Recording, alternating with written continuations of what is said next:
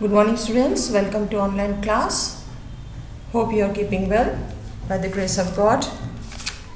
So guys, today once again I am with you to teach you English literature from your reader book, this reader book, chapter number 7.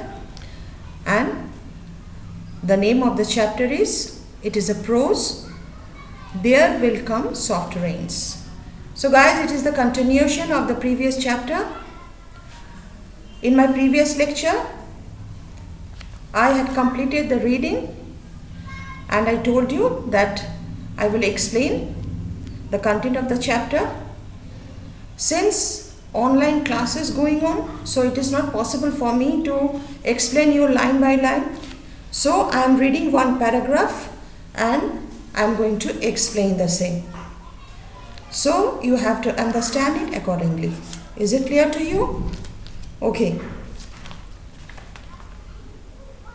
In the living room, the voice clock sang tick-tock, 7 o'clock, time to get up, 7 o'clock, as if it were afraid that nobody would. The morning house lay empty. The clock ticked on, repeating and repeating its sound into the emptiness. 7-9, breakfast time, 7-9. So, I told you that the house was totally automated. After a nuclear attack, the house, it is the lone house standing amidst the debris. So, and around there is only ruin that is visible. And the setup is California. And name of the place is Allendale.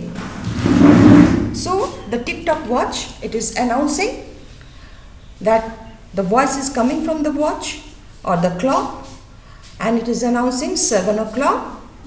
7 o'clock, it is the time to get up. So the clock, it is a sort of alarm, and the clock is announcing to get up. He is telling the occupants or the residents of the house to get up. And because it is an automatic watch, that is why it is repeating. And the time it is repeating, he is repeating the time. The time is 7 o'clock. Then in the kitchen, the breakfast stove gave a hissing sigh and ejected from its warm interior 8 pieces of perfectly brown toast, 8 eggs, sunny side up, 16 slices of bacon, 2 coffees and 2 cool glasses of milk. And there is a hissing sound from the kitchen, it is coming, and the toast, it is also preparing with the electric toaster, and the slices of the toasted bread, those are popping out of the toaster, and eggs, 8 eggs, those are half. 8 eggs sunny side, that means the yolk of the eggs, those are visible.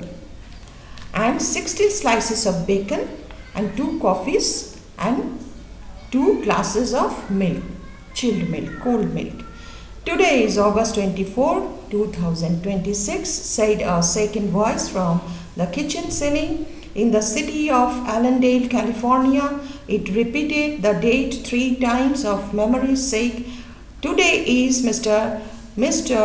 Featherstone's birthday. Today is the anniversary of Tillita's marriage. Insurance is payable, as are the water, gas and light bills. One more clock, it is giving reminder that today somebody is there known as Mr. Featherstone, his birthday. The clock is giving reminder that today is Mr. Featherstone's birthday. You have to wish him.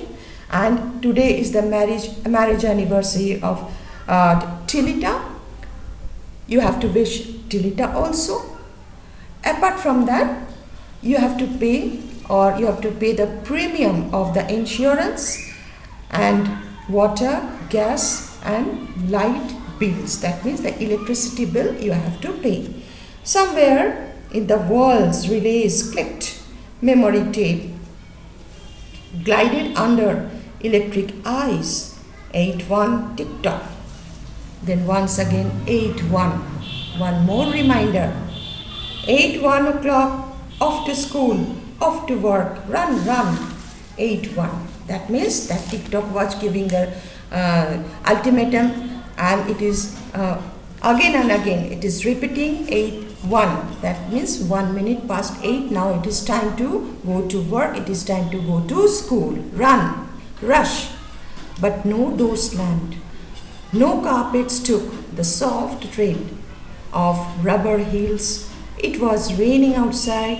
The weather box on the front door sang quietly, "Rain, rain, go away. Umbrella, raincoats for today." And the rain tapped on the empty house, echoing. But the clock announced, because it was set like that accordingly. But there was no sound of slamming door. There was no footsteps on the carpet. That means no sense of humans in the house. No feelings that human beings, they do stay in the house. Someone stays there. Outside the garage, chimed, lifted its door to reveal the waiting car. After a long wait, the door swung down again. At 8:30, the eggs were shoveled, and the toast was like stone. An aluminium wedge scraped them into the sink, where hot water whirled them down a metal throat, which digested and flushed them away to the distant sea. The dirty dishes were dropped into a hot washer and emerged twinkling dry. After a while, there was a sound of lifting the garage shutter. The car went away without any living object. That means nobody was there. After some time, once again, the garage shutter, it got down. But no human being, no sound of mankind, human being. And on the dining table, whatever the eatables were served, those remained as it is. The eggs, the toast, the chilled milk, the coffees, the bacons, everything. The eggs became dry, and the toast also, the slices of toast, all the toast became like stone. So one big size of aluminium tray, it reached automatically at the edge of the table. It cleaned the table within seconds, and all the crockeries and all the cutleries, those were kept inside the dishwasher, and within short span of time, each and every cutlery and crockery was washed, and all those were started glittering once again in the kitchen. 9:15 sang the clock. Time to clean. Out of warrants in the wall, tiny robot mice dotted the rooms were a crawl with the small cleaning animals, all rubber and metal. They thudded against chairs, whirling their mustache, runners kneading the rug neck, sucking gently at hidden dust. Then, like mischievous invaders, they popped into their burrows. Their pink electric eyes faded. The house was clean. 10 o'clock, the sun came out from behind the rain, the house stood alone in a city of rubble and ashes. This was the one house left standing at night.